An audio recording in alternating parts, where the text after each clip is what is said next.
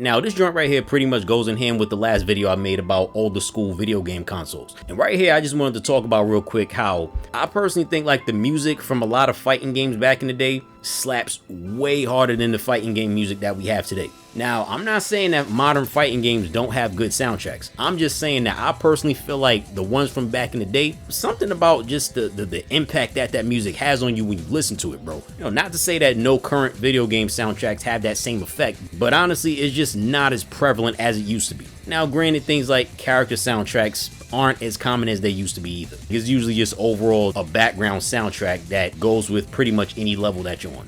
But when you sit down to listen to current fighting game soundtracks versus old school fighting game soundtracks, you'll get a feeling of just how worlds apart they are. I mean, we're talking about stuff like Tekken, Mortal Kombat, Street Fighter, Mega Man, Resident Evil, Strider, Soul Calibur, King of Fighters. Like really a lot of the Capcom, Konami, Namco, Nintendo, Sega type shit. You know what I'm saying? Like from back in the day, you listen to these games and you just get a feeling of various tracks that have combinations of hip hop, rock, funk, drum and bass, you know, some R&B type tracks here and there. Now, I'm not saying I don't think Infinite Azure is a hard soundtrack. I'm just saying that Garden of the Tiger from Tekken 5, something about that track just makes me want to have like an epic final battle on top of a giant corporate rooftop with my arch nemesis type shit. And I'm being honest when I say this is not coming from personal bias, because I still listen to old video game soundtracks. And even till this day, them joints still slap. I'm talking about Tekken 3, Tekken 4, Tekken 5, Marvel vs. Capcom, the older Street Fighter games, the older Mega Man games, the older Devil May Cry games. And you want to know the craziest thing about these soundtracks, especially with these older video games?